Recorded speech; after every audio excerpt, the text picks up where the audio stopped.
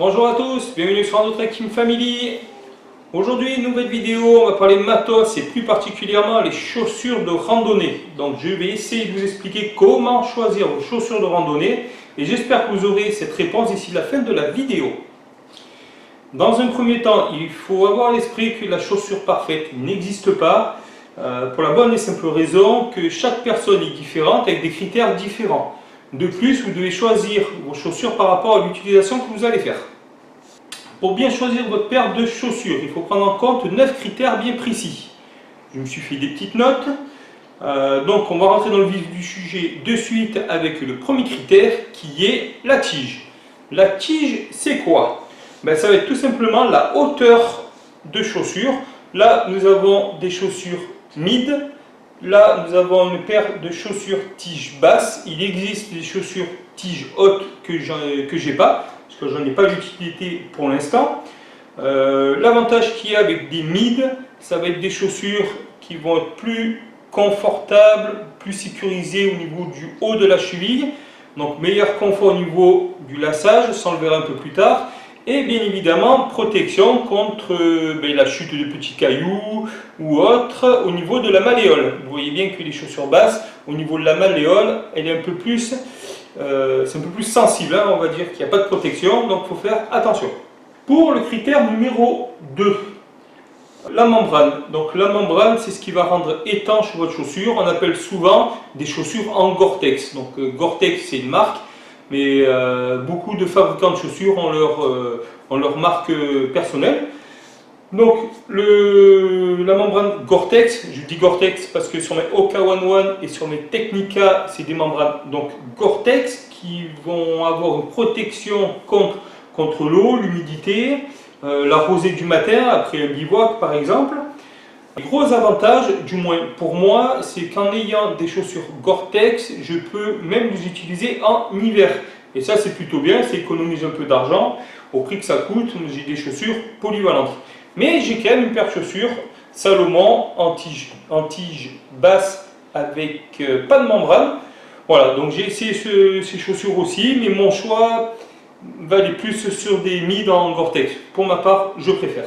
On va continuer avec le critère numéro 3, le collier. Donc le collier, que ce soit sur des tiges basses, hautes ou médium, ça va être la partie qui va se situer en haut de la chaussure. Voilà, sur les 3 chaussures. Sur toutes les chaussures, il y en a. Donc le collier, ça va être plus ou moins épais pour avoir un meilleur confort, tout simplement. Au niveau du 4e critère, on va retrouver le pare-pierre. Donc le pare-pierre, ça peut être très pratique selon les endroits où vous randonnez. On voit bien sur mes Technica, c'est la partie noire qui est devant, la partie noire qui est derrière. C'est une chaussure qui est relativement bien protégée. Sur d'autres chaussures, le pare-pierre fait tout le tour de la chaussure. Là, vous voyez sur mes Oka One One, il y a un tout petit pare-pierre à l'avant, très léger. J'ai fait ce choix-là sur ces chaussures, d'avoir juste le pare-pierre devant. C'est des chaussures, pour moi ça me convient parce que c'est très léger, avec une bonne protection quand même. Sur les Salomon, pareil, pare-pierre à l'avant, à l'arrière. 5e critère, je suis en train de voir, on va passer sur la semelle intérieure.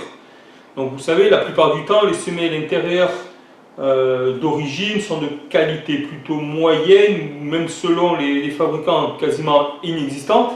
Donc je vous conseille de changer, d'acheter une semelle toute simple, soit en mousse, soit en laine mérinos pour l'hiver, soit en gel. Voilà, ça c'est au gré de vos besoins et de vos envies. Critère numéro 6, le laçage. Donc le laçage est très important. On va bien voir sur les 2 chaussures mid que le laçage est un peu différent. Sur les Technica, je vais avoir un laçage qui va venir presque au niveau des orteils, donc je vais avoir un laçage plus précis, par exemple, que mes Oka One One qui s'arrêtent presque à la moitié de la chaussure. Donc ça, c'est un paramètre qu'il faut prendre en compte. C'est vrai que la première sortie que j'ai fait avec les Oka One One, c'était un peu particulier. Après, il faut s'adapter. Critère numéro 7, on va continuer avec la languette. La languette, c'est ce qui se trouve sous le lacet. C'est cette partie qui est là. Tout simplement, vous allez retrouver des languettes plus ou moins confortables, avec une épaisseur de mousse plus ou moins épaisse. Ça, pareil, c'est au gré de vos envies ou de vos besoins, hein, tout simplement. Critère numéro 8. Alors ça, on va rentrer un peu plus dans la technicité, mais léger. On va parler de l'intercalaire. L'intercalaire, c'est ce qui est au milieu de la chaussure. Et l'intercalaire, en général, il y a deux sortes d'intercalaires. Il y a les EVA, donc j'ai pris des petites notes. C'est de l'éthylène de vinyle. C'est un polymère léger et offrant un bon amorti. Ou la mousse PU, c'est plus lourd, moins amortissant, mais avec une meilleure longévité. L'intercalaire joue principalement sur un rôle d'amortisseur et d'absorbeur de choc, ce qui préserve les articulations. Et ça, c'est très important. Critère numéro 9, la semelle d'usure.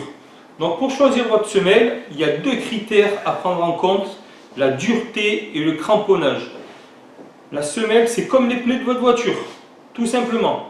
Exemple, si vous voulez marcher sur des terrains plutôt mous, optez pour une gomme tendre avec des crampons profonds. Pour des terrains durs, il faut des crampons plus larges. Voilà, donc j'espère que cette petite vidéo vous aura un peu éclairé pour vous aider à trouver votre paire de chaussures. Si c'est le cas, n'oubliez pas de liker, de vous abonner. On a un peu plus de 200 maintenant sur la chaîne. Merci à tout le monde. Les nouveaux, abonnez-vous, ça serait cool. Pour terminer, prenez soin de vous, prenez soin de la nature et à bientôt.